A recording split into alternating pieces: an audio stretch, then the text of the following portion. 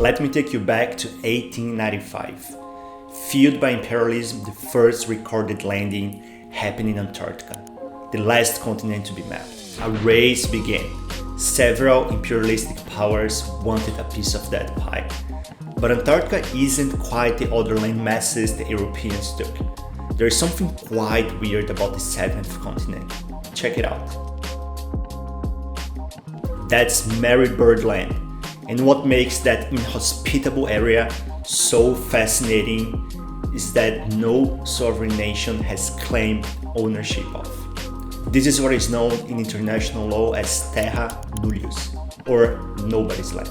And the reason why I think this concept is so weird and so hard to grasp relates to one of the traits that makes us inherently humans. I'm talking about ownership. We take the concept of ownership for granted. We believe that everything under the sun is either owned by someone or is about to be taken. We learn from a really young age the power of saying mine. Claiming dibs on the best toy in the playground just feels natural. And with most things we take for granted, we don't think about it nearly as much as we should. And that's fair enough. The history of ownership is messy and convoluted.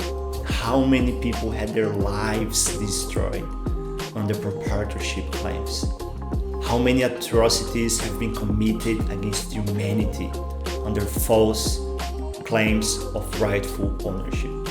However, this shouldn't deter us from understanding how ownership affects our day-to-day life and how it nudges most of our actions. If you have ever been in an airplane before, you know what I'm talking about. You've waited for hours in the lobby, you're finally through the whole takeoff jazz, you're ready for a well-deserved nap.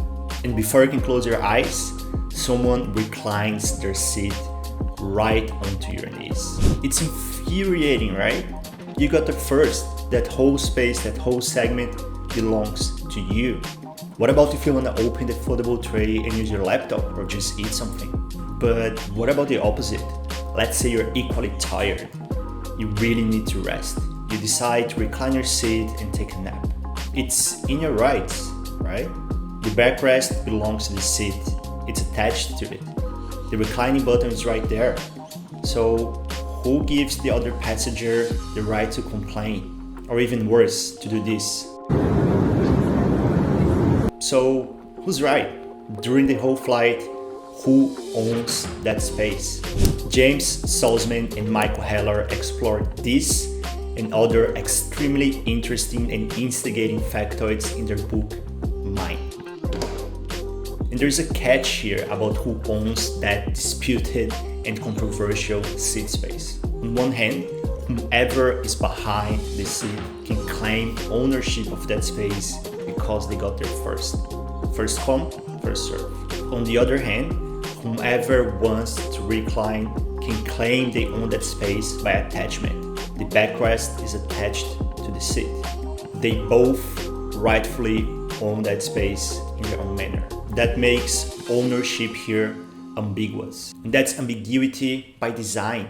The airlines are definitely aware of that issue. But by transferring the burden of discussing that ambiguity to the users, they can sell that space twice. Over the years, in order to maximize seat capacity in a fixed size aircraft, the airlines decreased the space in between seats from 90 to 70 centimeters.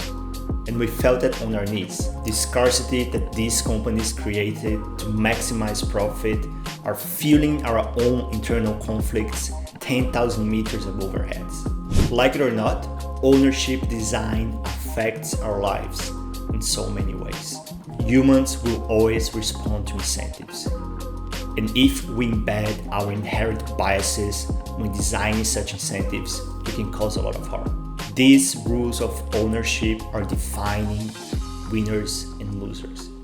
And we have to be really careful about how we want to split the difference. The concept of first in line is often embedded with undisclosed objectives. And whomever controls this ownership design can socially engineer the outcome for their own benefit. Ownership design, although never unbiased, can be more just. If you ever find yourself arguing with someone else over an ambiguous claim of ownership, ask yourself, who benefits from this discussion? That's it for this week. I would love to hear your thoughts on ownership design. I highly recommend that you read mine. As a new content creator, it will mean the world to me if you drop me a comment and if you could follow or subscribe to my channels. And as always, see you next week.